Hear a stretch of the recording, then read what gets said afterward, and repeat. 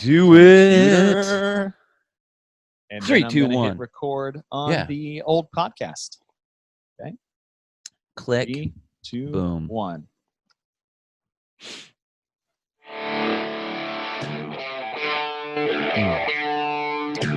That's good.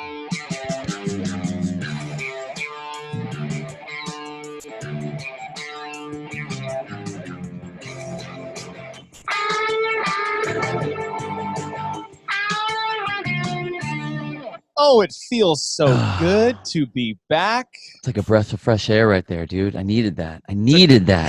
Took a little Jeez. hiatus. There's some craziness in the CrossFit world, but we are here to bring you guys get with the programming. I'm Chase Ingram. I'm Captain America. Along with Bill Grundler. Wolverine. And we are going to be moving into our 6th episode of our very first series, analyzing the CrossFit Games, and the year is 2012. And we were just talking off camera a little bit, and this was a big year, not just for the games, because we went off-site in a big way this year. Oh, yeah. But for regional coverage, and for us, me in particularly, was the first time I got to broadcast or be a part of the broadcast crew when we all went to the Central East Regional. Oh, that's right. And we did our very first regional coverage. Yeah. Of the, and it's like, it was a big tryout, basically what it was. And as with anything that I usually do, it was like when the regionals were over, I was like, well, that was a good first time, last time to broadcast again. Thank you for letting me just step in here and play. I appreciate it. But, and that was it. That was kind of, it's some of the history that goes behind a lot of these podcasts that we're doing. And that was the year where the broadcast media coverage took the next step into the media broadcasting landscape. And that is where you and me, got to work together for the very first time. Even though it was kind of like parallel sides, I was doing a lot of stuff with the teams and you were with the individual men. Yeah. No, but that was, I mean, you know, I have to admit that, like, you look back on those old days, I air quotes on that, old days, of us where we really did back in my day. You know, we were getting better, but we were really at the beginning on our end, and we're trying to be professional, trying to really understand what it was that we're doing, really knowing our roles, like understanding the difference between what a play-by-play person does and what a color person does, and why they do what they do, so that we can give the information to the public, rather than just two CrossFitters talking about stuff. Oh, people are doing things, and there they go, and that's awesome, and this is awesome, and in the lead and not in the lead, and yeah, I mean, we really were able to start to hone our skills, which was really cool. But I'll tell you what, for me, 2012, my CrossFit career, at least on the open end, this was my heyday. This is where I peaked out. This was the year that we did Diane as a regional event. Oh, yes. So that was like the first time we had I mean, other than like the chest of our friend, the first time that we really did a named workout in a competitive setting as an actual event. And the speeds at which people were able to go, watching people like Dan Bailey and Chris Spieler do Diane, flying through these things. I mean, basketballing their heads at like literally breakneck speeds, you know, the stuff that was happening was out of control. But my heyday, and this is like, I'm going to hold on this to the day I die. This was the year. So Rich Froning is doing his thing at the Central East. Mm-hmm. I'm doing my thing at the SoCal Regional. So we all had the same event, and this was the event. I had no idea how it happened. We were outside in our venue. It was, blazing hot down in Southern California. Yes. And we get going on the first event, and I'm just kind of going through my thing. I'm doing my handstands, I'm doing my deadlift, doing my handstand, doing my deadlift. Come off the wall at the end here, and I stand up, and I'm looking around, and I'm the only one that's done. And I won that event, and I ended up beating Rich in that event. And I'm going to hold on that forever. That's right. The oldest man to beat Rich Froning in any regional event. I swear, I got a shirt. I'm going to make it. I'm going to hold on to it forever. That was my heyday. That needs to be a flag. I need to fly that flag. forever and ever. And I mean, thank God Rich has never said anything. He's like, hey, you know what? I just gave that one to you just so you know. But I'll take that. But that was my best season as far as the region goes. I missed it. I missed going to the games by 2 spots that year. Yeah, I remember that because Rich was going at the Central East at the same time, which is where all we were. So you weren't there because you were competing. Right. And I remember sitting in the back of a rental car with, Sean Woodland and Cherie Chan and Tanya Wagner, and everyone's like looking at their phone and talking about Bill. Yeah. Like, oh my God, he's winning. Yeah. I was first on day 1, man. It's like, this is cool. What's happening? And so that was that was a fun year to kind of watch you from afar while trying to try out to be on the broadcast crew, and then everyone there are supporting you from afar too. It was we have a cool group of people that we've all been able to work with for sure. Yes, rest in peace, CrossFit Media team. It's all right. We still do 3-legged races every once in a while. Exactly. It's okay. We get out of those sanctional things. It's all good. So that's kind of how 2012 shaped up for us on the competition side for you, on the audition side for me. 2012 was the year I missed due to shoulder surgery, which actually led to me getting this tryout for the broadcast team. So, silver lining. Silver linings. Silver linings. God shuts a door, he opens a window. It's kind of the the song we're singing there. And let's look at the 2012 CrossFit Games. Rich Froning is coming off his very first win in 2011. Annie Thorisdottir is coming off her first win from 2011. And as we approach 2012 from our move to Carson, this will be the 3rd year we are in the StubHub Center. They decided to take things off reservation and into Camp Pendleton, which is a Marine base outside San Diego. Yeah. And it is affectionately called and forever remembered as Pendleton 1 and Pendleton 2. Kind of like thing 1 and thing 2, if you look at it like that, huh? Yeah, thing 1 and it definitely was a thing 1 and thing 2. And what it was basically a off-road, I could say, triathlon. Yeah. Which was a 700-meter swim. Yep. A 8-kilometer bike and an 11-kilometer run, where there were no, where we're going, we don't need roads type of event. And the way it was scored, there was a checkpoint. There's a checkpoint about 150 meters into the run, and then your overall time afterwards. And we still have that 100-point system. I believe they're retreading the same system they used back in 2011. And you had 100 points for part 1 and 100 points for part number 2. And the funny story that we had is that was our very first event that, other than Bill and Justin, we had ever covered at the CrossFit Game as this new media entity. So what did they do? They decided that instead of putting us in a nice studio with TVs, cameras, and direct contact with the truck and the director and the producer, that we would be sent out into the foothills of Southern California on this military base with a cell phone on a group call, trying to broadcast something we have never done before in our lives.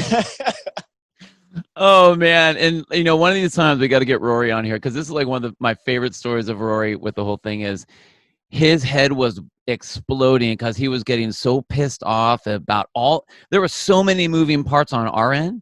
And we thought we were high-teching it by grabbing your whatever BlackBerry or whatever your flip phone was at the time, plugging in some earpiece, and then trying to use that as your group call as people are moving from one place to the other place. And I mean, signal was dropping. You're trying to mute. Some people didn't even know about the mute button. I remember Josh Everett. Was just, oh my gosh. He was like all over.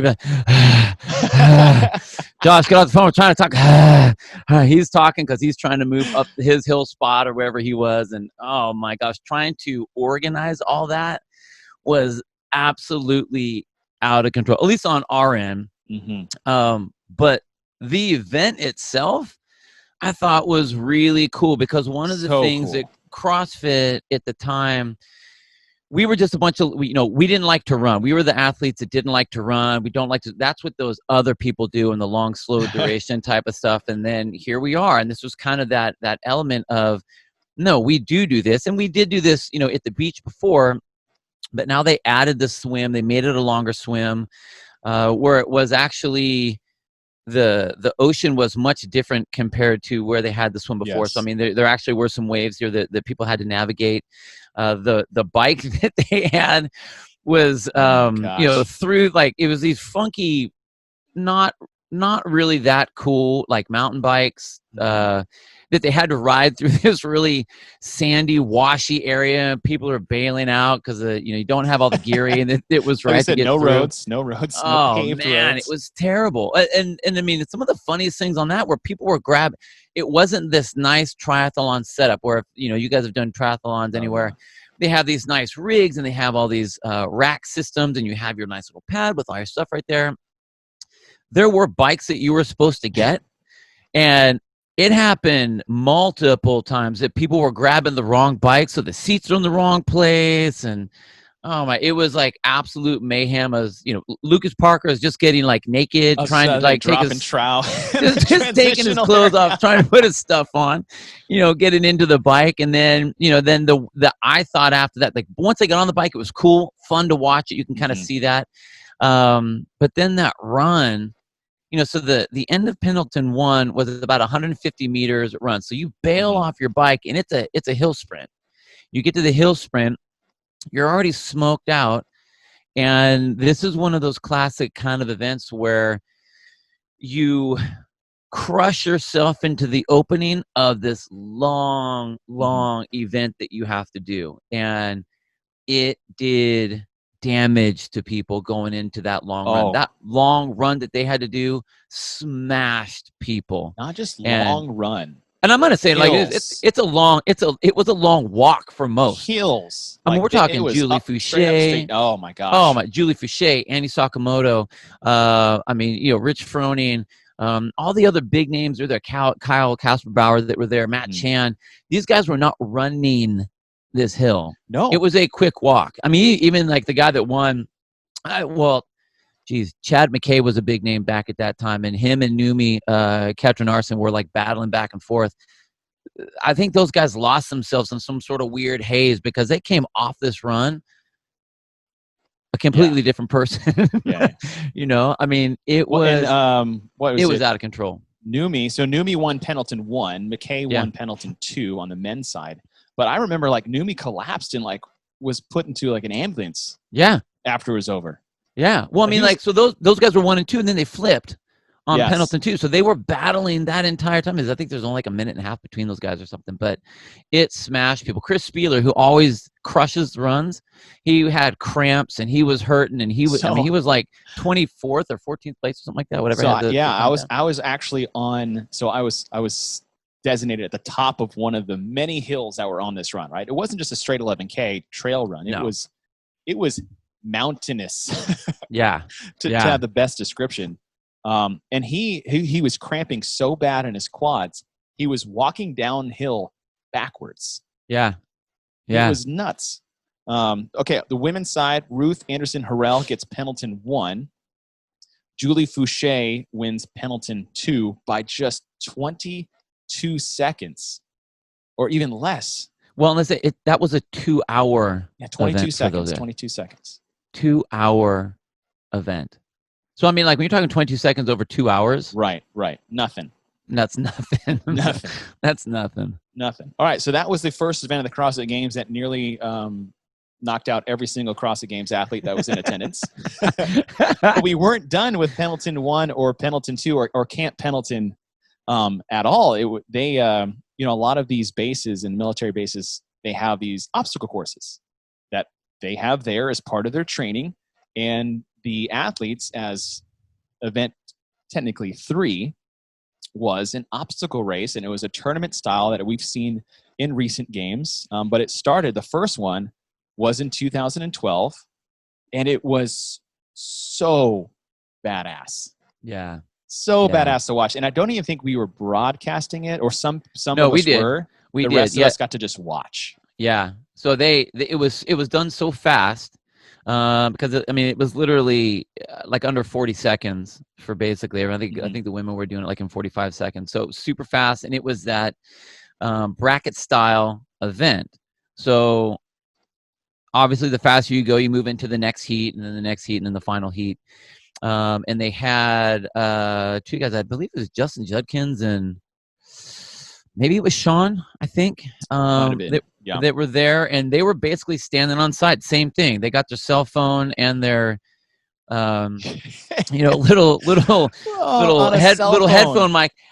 Okay, and here we are in the next heat, and doing their thing. But the way what I thought was cool about it was it was not something that you could normally look at. The Spartan type races were just starting to come to fruition there. In fact, I think a year or 2 years before this, I did a big, and it wasn't even called a Spartan race, but it was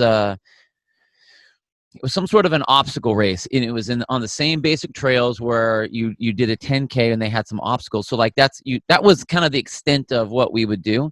But this whole thing was a straight obstacle. So you had these weird bars that you had to kind of slide and traverse across. You had balance beams, you had walls you had to jump up over. The classic, jump over the high wall, crawl under the low wall kind of thing. A rope that you had to swing across. It was very fast, and these guys and girls didn't have a lot of opportunity to test it or to try to figure it out. So what was interesting was watching how some of your more athletic spider monkey types, guys like Kenny.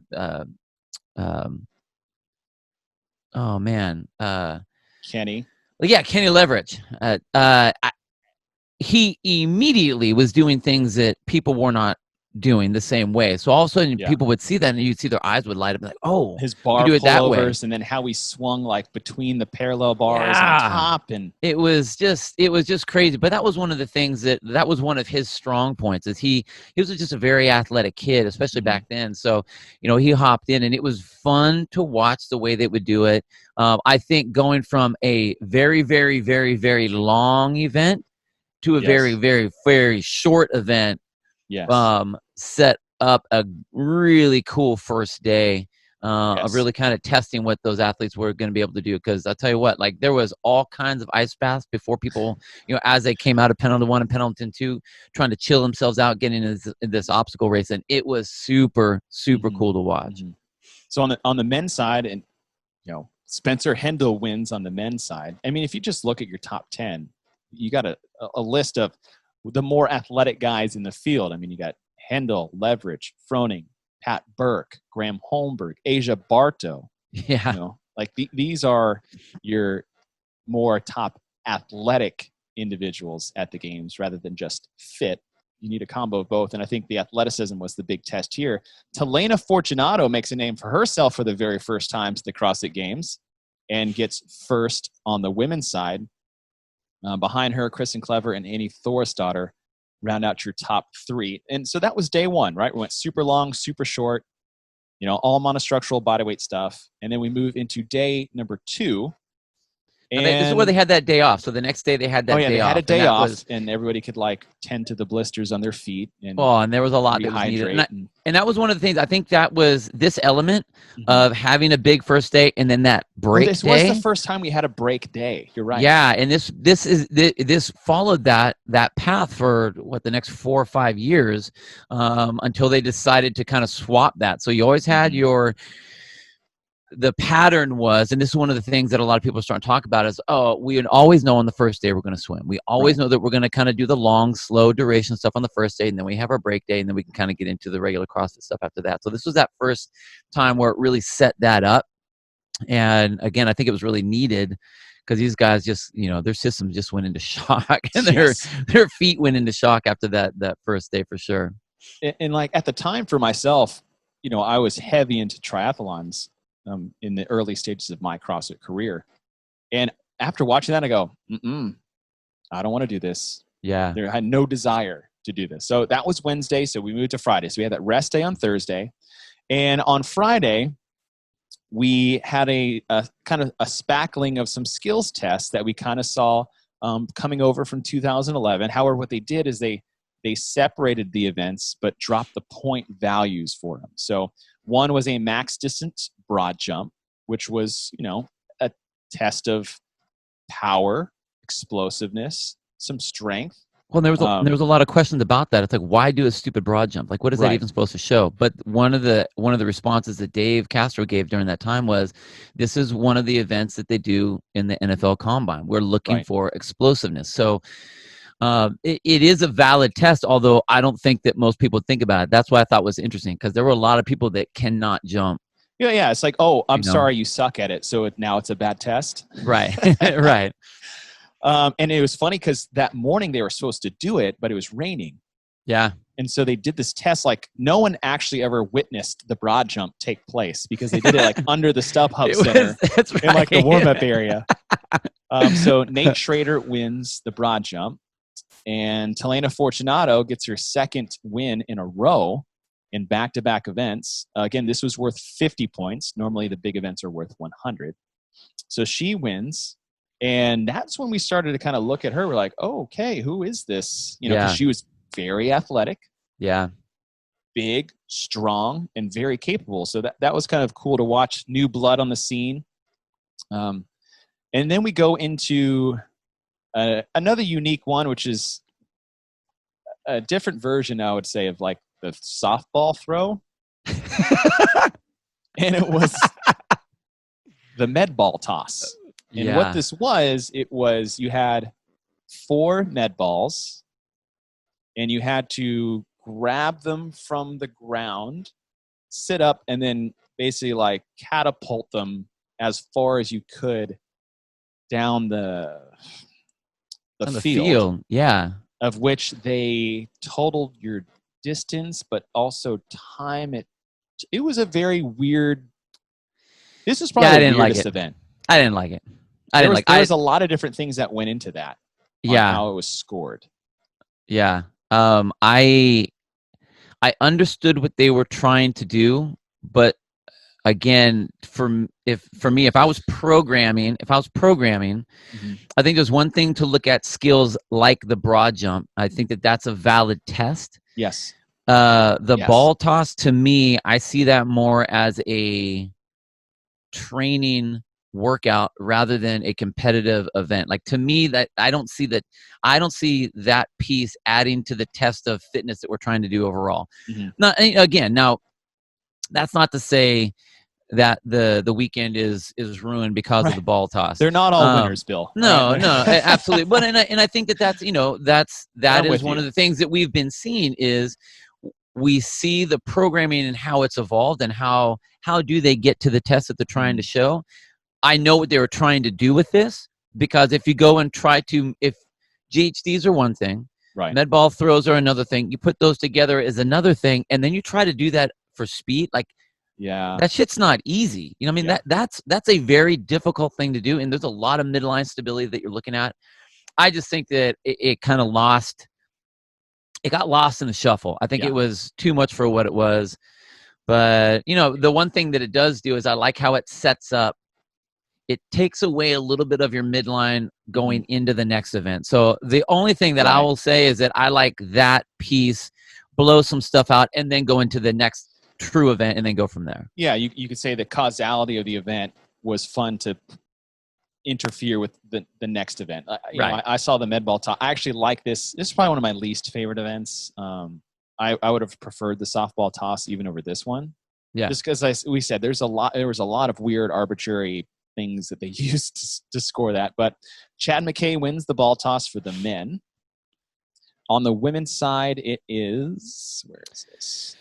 Cheryl Brost. Yeah.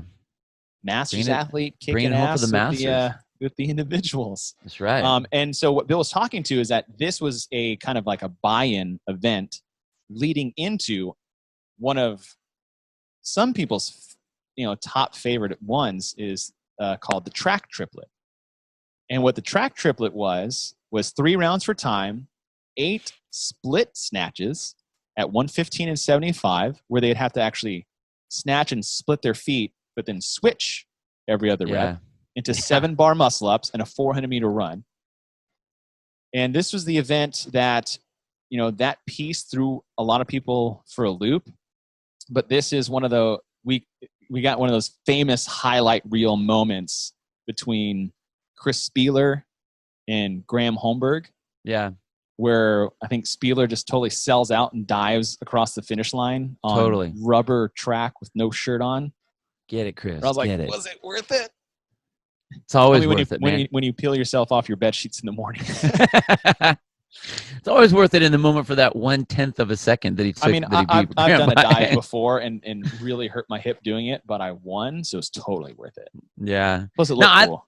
Yeah, totally. And it does look cool, man. It's, it makes it if there really was like the Instagram back then, oh yeah, that this would be like repeated over, that dive would be repeated and repeated. I liked what the event was. I thought the split snatch piece was a wrinkle. I didn't see the need. I know from where I'm sitting, again, like I'm not programmed, Dave is programming this stuff, but from where I'm sitting, it looks to me like you're trying to test a coordination type thing here. And not because the weight is not heavy. 8 split snatches at 115 and 75 pounds, not a big deal for these guys.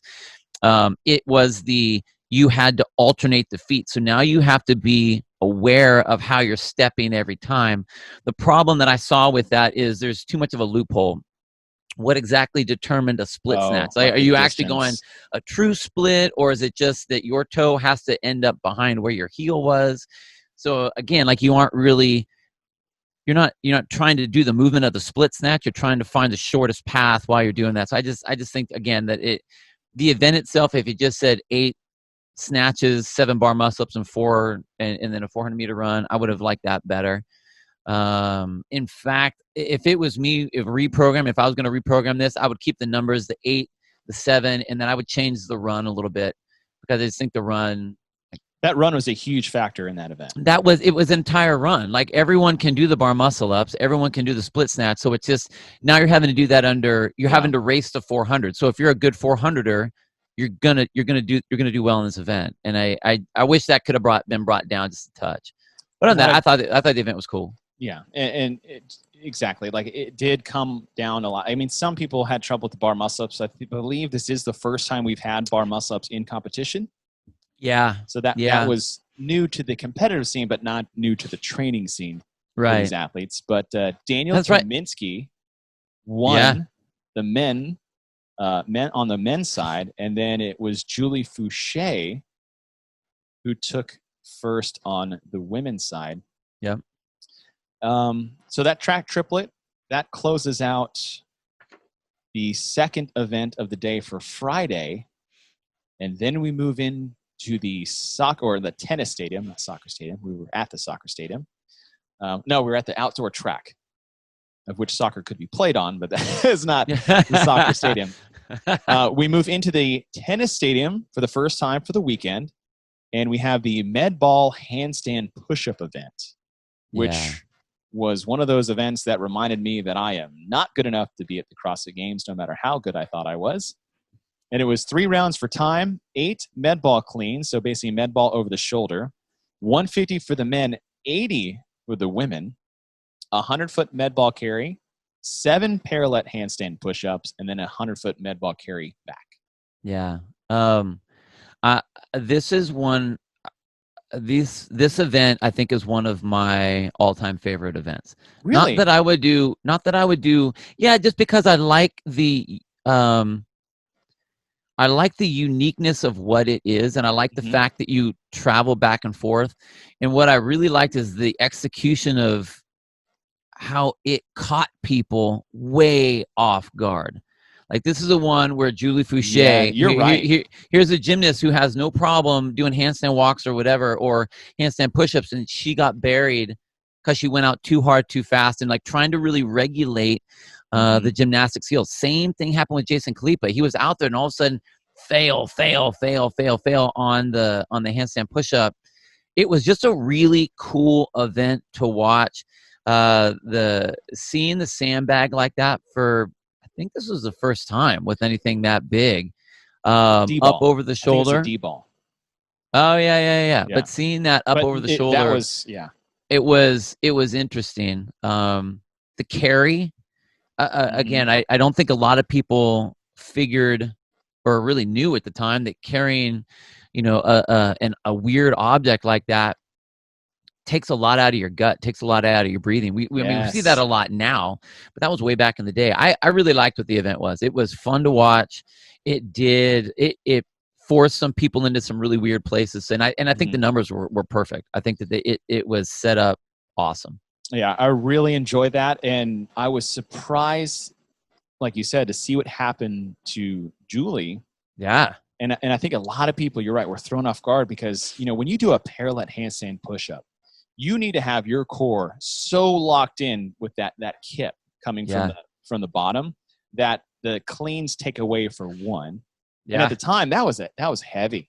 There's a reason why they programmed 80 for the women. Now it would be 100, right? It's 150 and 100 is traditional. And now they're like, make it 200 and 150. We have no problem with it. But at the time, it was different. And then those carries, and again, another demand on the core and the arms just to hold it and walk through. It really, you're right, it was a huge curveball for those athletes. And again, it was a nighttime event, and the feel and the vibe, and now the stands were. This is when the stands, like there was not an empty seat in the house. Right. Things were getting loud, and the way it was set up, because they were doing cleans on one end of the tennis stadium, and they'd walk the ball to the other and do handstand. So the visual was amazing. Yeah, you got me sold. All right, talking myself into it. I'm all about that one. Put that into the. We may see that one in the bracket style event right there. We're going to see that one again. Style event. And those of you guys just joining us for the 2012 version, when we finish through 2019, we're going to do a special episode of our very favorite CrossFit events of all time. Total subjectiveness when it comes to that. Right now, we're just going through the numbers and pick a little round robin knockout style of what that may be. So that one is definitely going into the Rolodex. Yes. And that will close out Friday night. So we're about halfway through the competition. And just looking at kind of what had, and we're using this program analysis worksheet that's provided by the Level 2. And you can find it on page 65.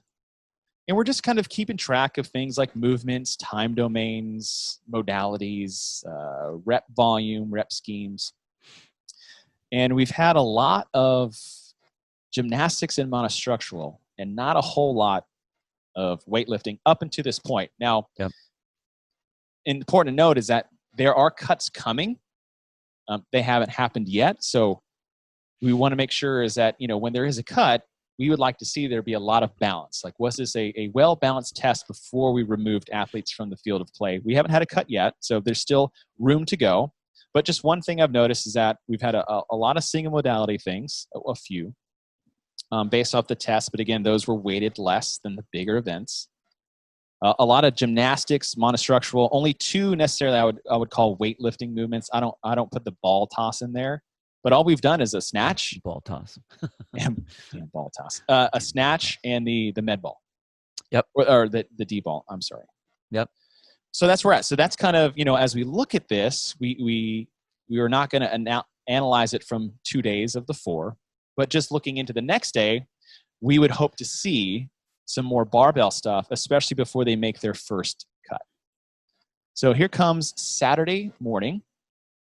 And we start things off with a shuttle sprint. And this is kind of a 2-part event again. So there's a shuttle. Part 1 is a shuttle sprint. So it's 50 yards down and back, 100 yards down and back.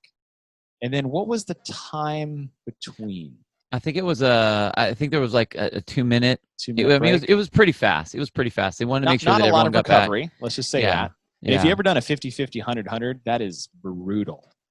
Yeah. And then we go into another, and I'm going to start putting events in that favorite event basket. Yeah. The rope sled event, which was a 20-foot rope climb and a 20-yard sled push, but it was like this NFL tackling dummy setup that offensive linemen use. Yeah. 5 rounds for time. And so 20-foot climb, 20-yard sled push. This was, again, it was at the outdoor track.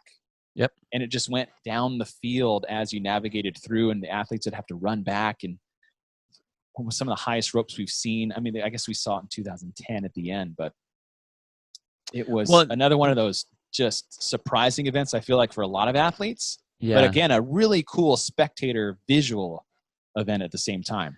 Well, I think, again, the cool thing, and I'm always in favor for an event that you can't necessarily train in your home gym. Like if you're going to do the exact same thing at your home gym, it's like, all right, I don't think it tests necessarily what you need to do. The sprint was a sprint. This is where we saw Dan Bailey, and we're like, who is this guy? And if you watch the videos, he looks like a little babyface Dan Bailey. I mean, he still looks like a babyface now, but babyface Dan Bailey out there just blowing doors on people on the run. And everyone else just kind of going. Everyone else is just kind of like going, "Oh, and biceps." Well, he was a lot of that, man. Totally. But the rope climb had the piece where had the standard where you had to stop your hands at a certain point before you could drop to the floor. Again, the athletes had to understand the rules so that they didn't get messed up. And oh man, Neil Maddox, I think he did like 4 extra rope climbs, all because he just didn't stop his hands. I think he had to do his very first climb 3 times. It was out of control, and that was out of control. And that he was out. Yeah, like that put him out at that point. So it just smashed him. But I liked what the event was. The one thing that I had, and this is anytime you have any sort of a sled, is there's now a way you can find the loophole if you have the ability to change how the sled is going to be. Now, if you have to push the sled where the skids stay on the ground the entire time, that's going to be one thing. You have to look at what the grass is like, and is it dry or is it not dry, whatever. But if you watch the guys that won that event, like Matt Chan crushed that event. Now, granted, he won because he was one of the only people that were running in between. So he was making up all the distance, because as you move that sled down, that distance between the sled where you dropped it off and the rope got longer and longer and longer. So there was a lot of time in there. The athletes that were walking were losing time. The ones that were running, like Matt, were making up a ton of time. But Matt was literally lifting the sled up and probably only had, 3 inches of sled actually on the ground that he was driving. And you see the other athletes that if they had the entire sled on the ground, I mean, they were burying themselves trying to push that thing. So I like what the event was. I think there were some loopholes in there, some things that you could adjust that kind of, changed what the event was going to be, or if you found the shortcut kind of a thing. So it's always hard to have that, but I liked what it was. I liked the fact that it was a tool that most athletes aren't going to be used to or aren't going to be training with. And I think that made it fun to watch for sure. Here's the fun part when you look at this combo event, right? The shuttle sprint to buy into this event before that break was a 50-point event. The rope sled was a 100-point event. I'm looking at the parallels between who did well in the sprint and the rope sled, and it is starkly different. Totally. For at least the top 5. So on the men's side, Nate Schrader wins the sprint. So he got first, but then 18th in the sled. Dave Levy gets second and 43rd. And then you see, and these are guys that just like sold out for 50 points. I don't understand that, but yeah, you got second, 43rd, third, 39th, fourth, 30th, fifth, 36th. It isn't until you get to 9th. Chase Daniels gets 9th and 11th, and then you start to see 9th and 6th, 9th and 12th. So it took a while to get some bounce. So some guys went for it. On the women's side, we said Matt Chan won the second part, so the rope sled. On the women's side, the sprint, Deborah Corner-Carson. Yeah. Showcasing that track background. She was so fast. So fast. She wins the sprint, and on the rope sled, it is Becca Voigt. Dude, workhorse. Always. But here's your top 3 on the women's side. Becca Voigt, Annie Thorisdottir, Azadeh Boramond. Yeah. There's a throwback name, and those are some strong women. Yep. Right? And so that definitely helped in that. But Kristen Clever gets 4th, so she's breaking the mold there. But she was, again, just this is a grinded out type event. Yeah, but even look at them. I mean, Becca, 31st on the sprint, 1st on the rope sled. Right. Annie, 15th on the sprint, 2nd on the rope sled. Azadeh 26th and third, Kristen 38th and fourth. So it's like, I mean, I think at least to do it, because it was 100 points. Yeah. Like what? Why? And that's when you're as a coach, like, why did you do that for 50 Why points? did you do that? what? You could have gotten 30th in the second event and gotten 50 points. I mean, when I look down the women here, I would say Telena was 14th on the sprint and 11th on the sled. Okay. So that's what you want. You want some good balance. Ruth flipped that. Cheryl Bross was 15th and 16th, right in the middle on both. Mm-hmm. You know, so again, it's I mean, obviously you want to if they were both equal, you'd want to be equal between the two. If it's one that's weighted, I mean, half is less. It's like, okay, right, you're not losing much on that one. You know, save it for the other one. This has got to be your warm up. Unless you're like, okay, I'm gonna get my ass kicked and everything, so I'm going for it, man. Those 50 points are mine. What's the time cap on the second one? Okay. Yeah. So that was event 1 on Saturday. I would say in terms of the sled push, that was a different weight. You know, it's not a barbell. That's a weightlifting, yeah. When you saw that thing was heavy, yeah, it was tough to do, and it required a lot of strength and power to get that done. So we're going to qualify that as a weightlift. I mean, anything externally loaded on you will be qualified as a weightlifting movement. So that fills a little piece we were talking about coming in. We do have some more running and sprinting. And then those gymnastics, again, just one element. We actually haven't done a lot of different movements. Now we've done a lot of moving. Yeah. You know, obstacle course, Pendleton. But what is it? Let's count the number of movements we've done before we get into this next event. We've done a snatch, a bar muscle up, a med ball clean, a handstand push up, and a rope climb. Those are the actual movements. Yep. We've done, which is kind of crazy because it doesn't have to be that convoluted to be very effective. So right. Now we move into the next event, which is the clean ladder, which afterwards we'll be making our very first cut at the CrossFit Games for 2012. Now I like to see this as, you know, what do we just say? What are we missing? A big strength event. They have it, and now they're going to make a cut. And so what it was is just a clean, one every 30 seconds, progressively getting heavier. And the tiebreaker was, I think, max deadlifts you could do in the time remaining. Yeah, so if you failed that weight. Yeah.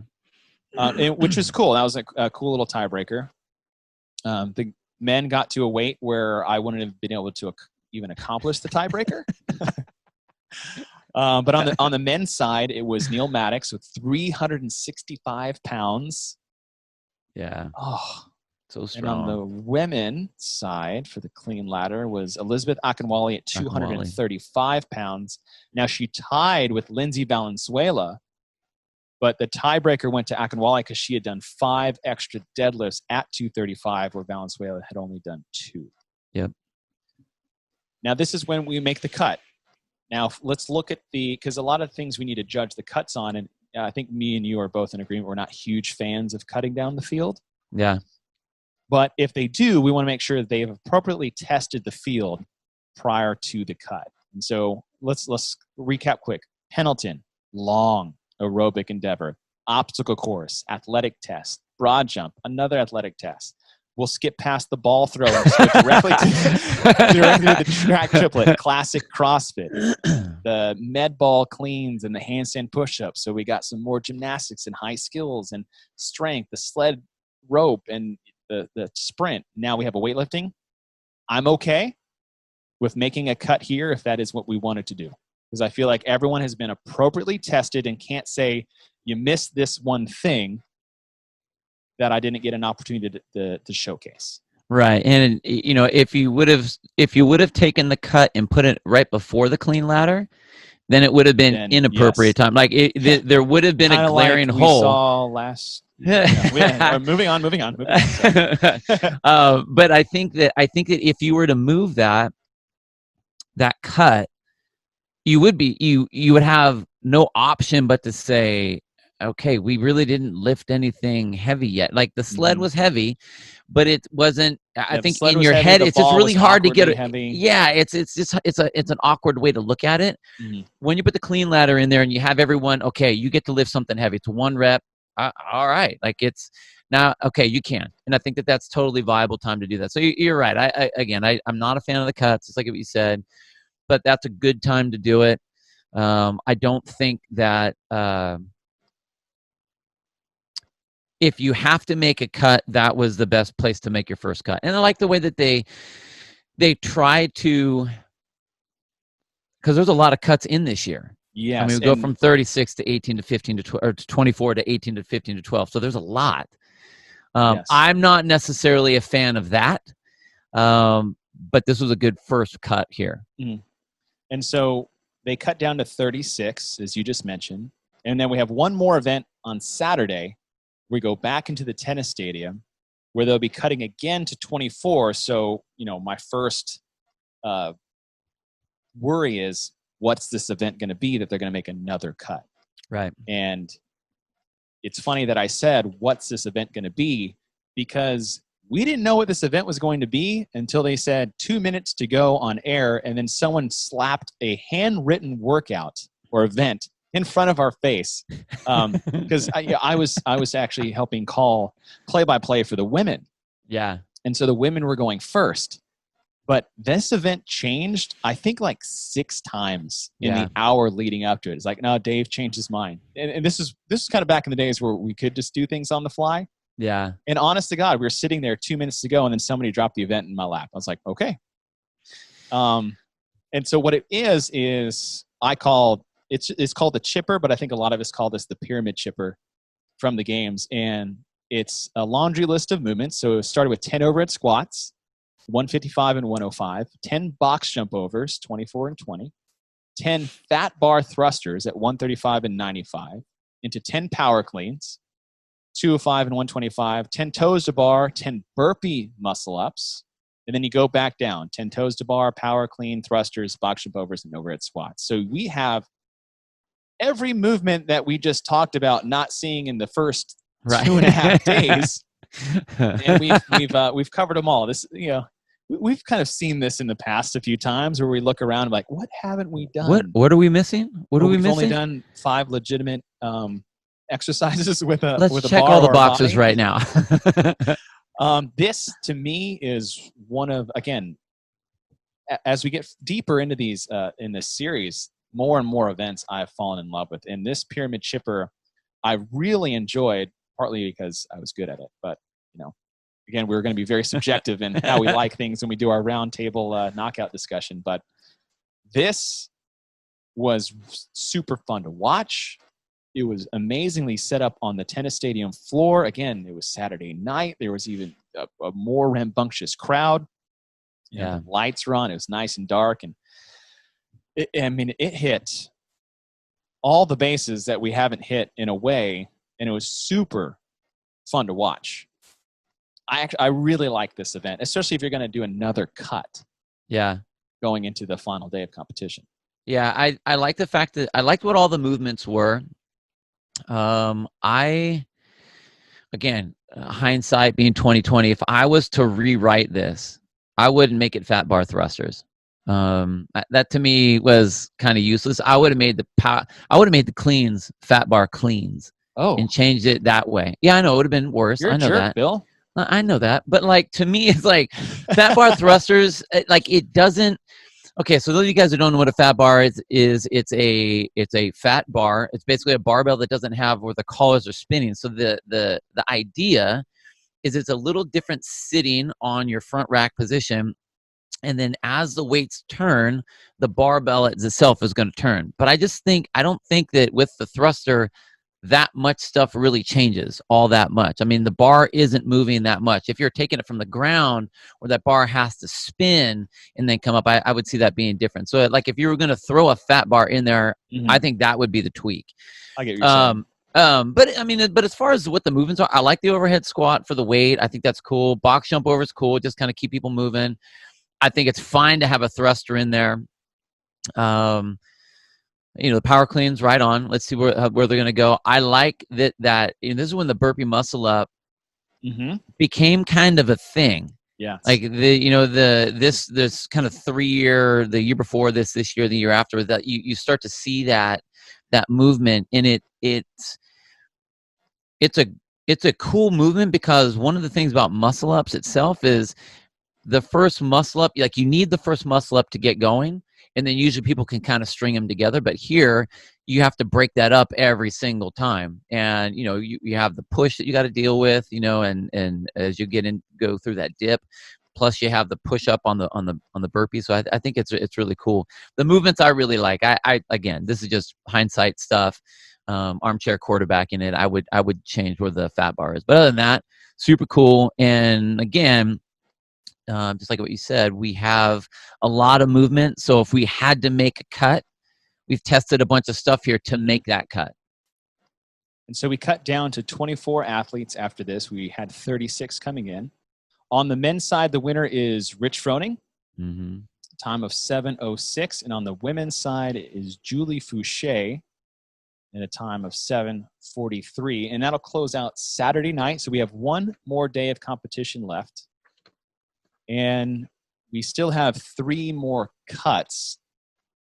And we start off day 4 with love it, the double banger.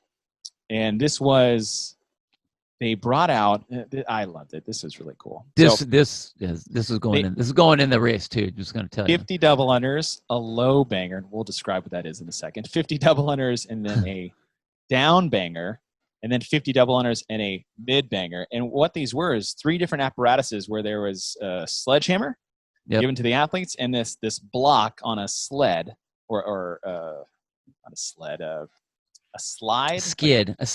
There we go. Thank you. The low banger was basically ground level, and they had to straddle and hit it between their legs backwards. The down banger was how did they do that? No, I think the low was golf swing. So it's on the sideways. ground. Yeah. Okay. The down banger was the middle, like between the legs. Yes. And then the mid banger was on the side, like you're chopping. Like waist level. Yeah. Okay. And so they had to hit this block a certain distance on a skid, and the blocks weighed different weights for both the men and the women. And you really got to see who, well, that would be inappropriate to say, who grew up swinging a sledgehammer is the most obvious way I could say that. I had a bunch of other horrible analogies to use, but I won't. Yeah, you saw a lot of different strategies is what I could say on how to swing a sledgehammer. There was a lot. This piece comes right out of like the fire realm. If you look at firefighting competitions and things like that, they always have a sled. It's called a Kaiser sled, where they would do this technique and they'd work with the hammer. In fact, the hammers I believe they were using were the same style as they use in the firefighter challenges and stuff. I liked what it was because coming from my fire realm, I got all excited about it. It was, I think, a good test to find, again, just general grunt work capacity. Have you done work before, or are you just one of those people that I just lift barbells with perfect efficiency and I don't do anything with that fitness outside of that? It's very similar to in my mind to the 2009 row spike event where they had to hammer the spike into the ground. Same type of idea. I liked what it was. There obviously, again, if you don't have that skill, then it's kind of like you can't really play the game, which we saw that with a lot of people, that they were either tink, tink, tink, tink, tink on the thing instead of being able to really understand how to use the sledge. But on a spectator level, the fact that everyone would get done, oh man, and then they would jump up on top of their little podium afterwards, and they're raising their hammer to the sky as the entire crowd is yelling in Thor fashion, like the whole, Lucas Parker, and just like that look, crowded stadium, everyone going, being so loud, these athletes jumping up on their pedestal and raising their hammer in victory, and that was cool. That makes and the for crowd good was video. So close to them. We're talking feet. They were right there, right there. And this was, you always talk about the stadium the nighttime, when the lights, yes. but this was like early Early afternoon, late afternoon or late morning. The sun is like square up in the sky, blazing down on everyone, and like that picture I dig. I think that's super cool. I love this event. I loved seeing it. I loved calling it. I loved what it was. It was awesome. It was really cool, and it was really fast. So you never kind of got complacent with the call. Kyle Kasperbauer wins at 2:51. Yeah. And his last, I'll never forget his last mid banger, where he went like, I don't want to say Wolverine Berserk mode because that is your guy, but it's all right. It's all good. You recognize the ferociousness that he was trying to finish there, because you could see the guys around you and the girls around you trying to finish. So Kasperbauer wins that event, and Elizabeth Akinwale wins it for the women's side. So that was the last event we did before we went to, I would put in quotes, the final event. And we cut down to 18 athletes. We had 24 coming in.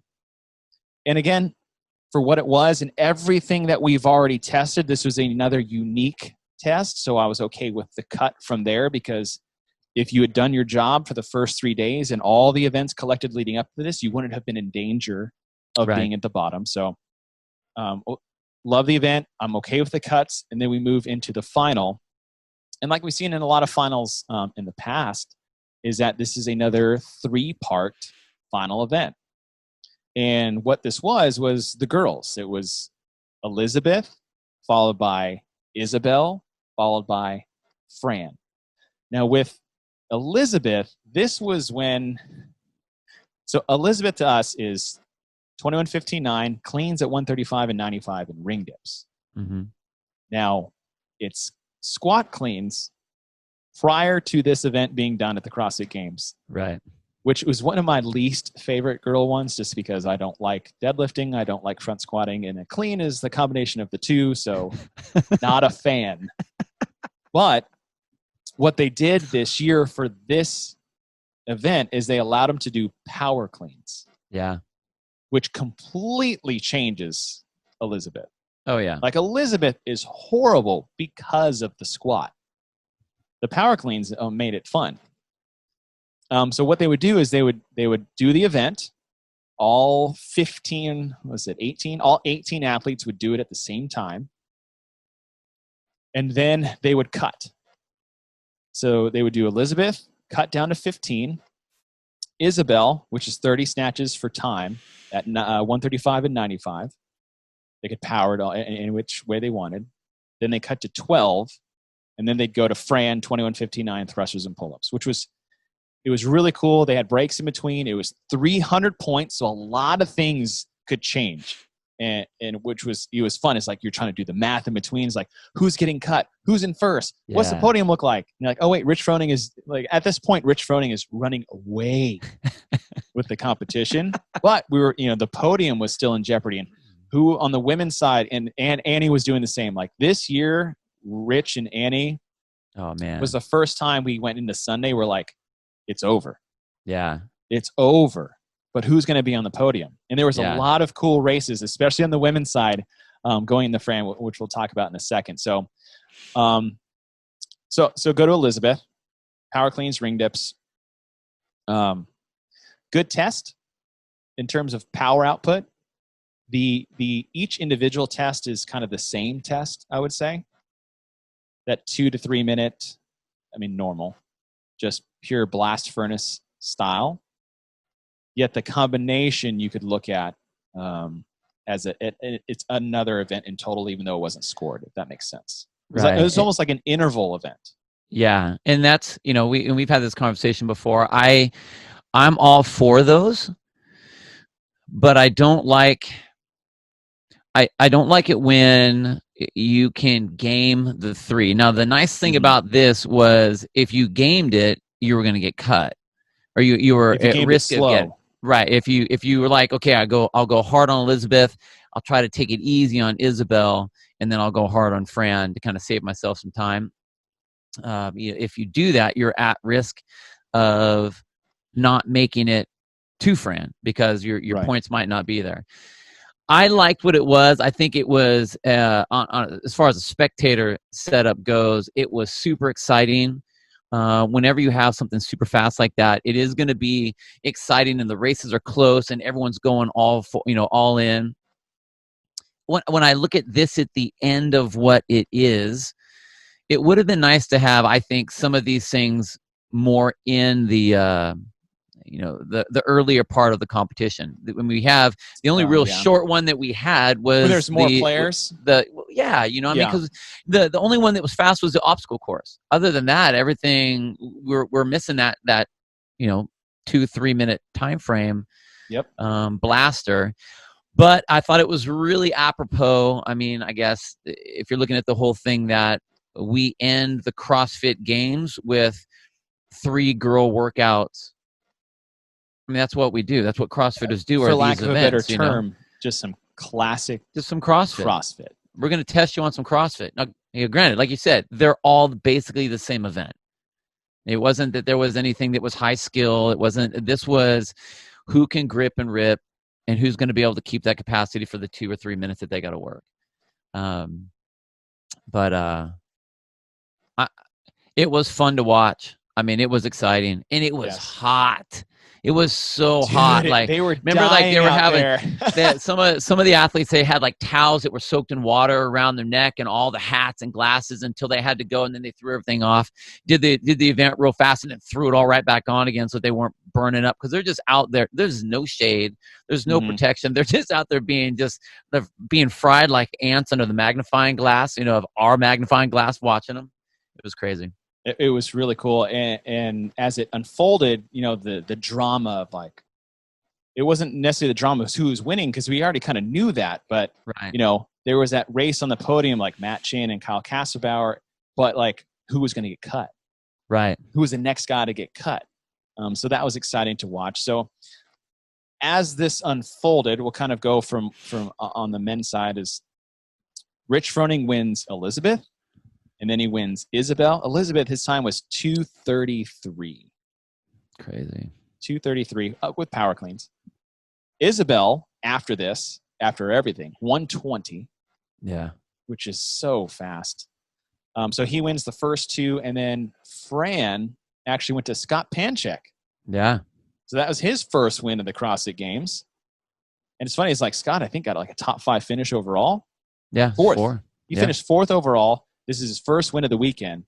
And that's just a Scott Panchek thing. I mean, we know now, but like, he was so consistent. Yeah. So consistent. So he wins Fran. On the women's side, just clicked away from it, for Elizabeth, it was Deborah Corner-Carson. She wins Elizabeth. For Isabel, Annie Thorisdottir, 1:29. And then on Fran, it was Camille LeBlanc-Bazinet at 2:35. But here's where the race was, because going into the last part, there was a battle between Talena Fortunato and Kristen Clever. Yep.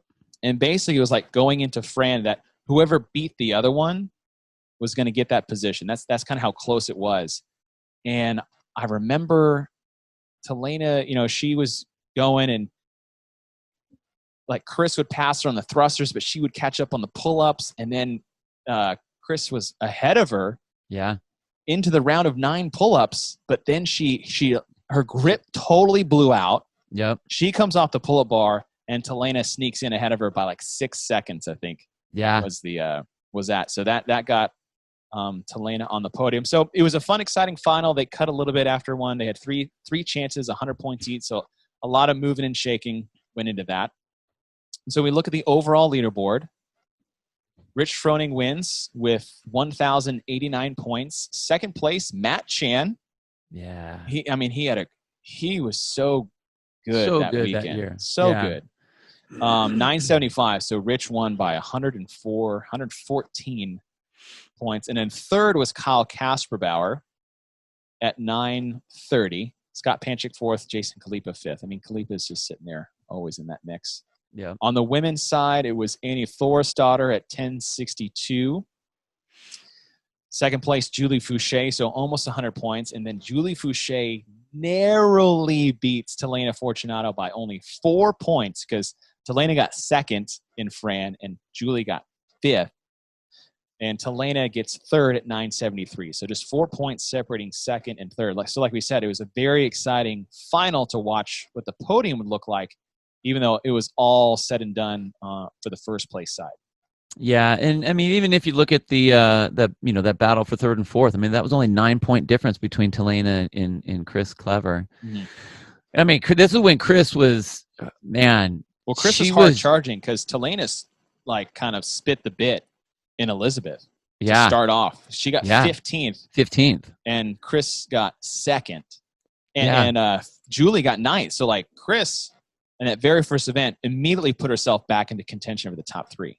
Well, I mean, and she did exactly what she needed to do. If you look at Elizabeth, her placing for Elizabeth, Isabel, and then Fran was second, third, and third. Like that's smashing through those events. That's. I mean, talking about getting yourself back in the game. We talked about how it's 300 points, and you just went second, third. Right. Boom. And that scoring system was like 97, 94, 94. Yeah. Crazy. And that was it. And that was very exciting. The men's side wasn't as close, but we've always seen amazing races on the women's side. Yeah. So that was the scope of the weekend in terms of all the events and kind of how we remember those in our little memories of these. So what we want to do again at the end of all of these episodes is to determine how was the test. Was the test appropriate to officially name this is the fittest man and woman on earth? And I've been keeping track on this sheet. Again, we have this programming analysis sheet. It's nothing crazy, it's nothing sexy, it's nothing revolutionary, but it helps steer the ship. That is provided by the level 2 training guide that you guys can download and look up for yourself. But again, the things that we look at, not just on this paper, but those other tests of fitness. You have your Hopper model, and what that is just the number of events, the changes and the variants that are displayed, the modalities in terms of short, medium, long type events, and then the 10 general physical skills. Those are some of the other things that we look at to analyze the programming. And just on paper, you have gymnastics. Between gymnastics, weightlifting, and monostructural, there's a lot of balance. You're going to see more weightlifting just because of the number of different movements you have. So weightlifting doesn't necessarily mean barbell, clean, and snatches. It's, but like we said, the sled is considered a weightlifting movement. The D-ball is considered any type of sandbag or external loaded. So, you got about 9 gymnastics, 7 monostructural, and then 14 weightlifting movements. But like I said, the balance is there. We had a heavy day. We had 3 sub 5-minute events coming in. There's 14 events total, 3 in the final. But again, we kind of looked at that as one big event as well. So that was kind of, I would say, the fourth judged one. 3 5 to 10 minutes, 1 11 to 20. And then we had some plus 21s as well. Total reps, again, there's a lot of fast-paced ones, but a lot of the events, it was hard to judge in terms of repetitions. Like you can't judge a triathlon with total reps, but you can say they went to that type of modality. Right. So they went super long, they went super short. Those were sprints, obstacle courses like that. So there's a lot of good balance there. And then the movements that they got in, I feel like, and this is to get off this sheet, is I love the test. I have no problem whatsoever with the test. In fact, I thought it was a very well-rounded test of a lot of different things in terms of endurance, skills, athleticism, classic CrossFit, strength, weird nuanced movements to challenge maybe their adaptability on the fly. And I can't not but say, but I loved the programming overall, the test overall, and clearly Rich and Annie were the fittest people in the world. Yeah, and what one of the comments that's always made after every year, or even the goal before every year, is we need to make sure that we find the fittest at the end of no matter what the events are, no matter what the order, cuts or no cuts, whatever. did the fittest make it to the top to be able to showcase themselves? And obviously, especially this year with Annie and Rich, like those guys, it wouldn't have mattered what you threw at them. They would have done really, really well. Now, if I'm looking at taking the players out of it and I'm looking at just the programming, I like all of the events that are set up. The only thing I would have done different is I would have shuffled them around just a touch. Yeah. Okay. You know, put we're talking about the final events being earlier. You know, put some of those like in there a little bit more. Now, you know, one of the things that I think is interesting this particular year, and I didn't really think about it until actually Jacob Hepner was the one that brought this up when they were talking about the 2019, when everyone was complaining about the 2019 games and how it was set up, is if you look in CrossFit methodology when Glassman is talking about the foundational pyramid of fitness, where sport is up at the top, and it starts off with you have your endurance, then you have your weightlifting, then you have your gymnastics, then you have your sport, and it goes up that way. This actually sets up exactly like that. We do our endurance stuff to the beginning, we do our weightlifting stuff next, we do our gymnastics stuff next, and then we actually get to the sports stuff by the time we get to the rope sled and the a little bit more specific goofy type of stuff. I mean, it's not like to the letter perfect, but it kind of rides that line. Yeah, and I don't know if that was intentional or if that was accidental. Because what is our sport? Our sport is CrossFit. So what do you end up with at the tip of the spear? Well, then there's the 3 girl workouts right there. So that may be the setup. I don't really know. I like that. It just my if we were to look at overall, I would spread those out a little bit more, but when you lay them all down on paper, I think that the test itself was a good test. I think it got the right people up to the top where they needed to be. I mean, even when you look at the rest of the podium, the people that were there, none of them would have been displaced by someone else because Elizabeth was on the second day. No, I don't think that would have been the case. So how it worked out, awesome, fun events. I like the fact that there's some of that weird shit in there, like the sleds and the bangers and the goofy stuff like that. I think that you have to be able to have a test that these athletes have not been able to practice. And it's like, okay, can you adapt? Can you use your fitness and still excel by having zero skill on it? Or zero experience on it. And I think that that's super fun to watch. And that's what you'd want to test a games athlete specifically, because we're not talking about movements they've never programmed in the games before, like bar muscle ups. Right. We're talking about things they've never maybe even seen before or thought about doing. And so now it's like, is your fitness on the level that you can have the ability to do anything thrown at you? Yeah. Right? Do you have that adaptability? Which I think, when you think about 10 general physical skills, throwing 11th is adaptability is maybe one of those things, because that is a huge skill, but that has to be trained. Right. And so the fun thing for Dave is that he always loved programming something no one had ever thought about putting into a workout, let alone a games event. Yeah.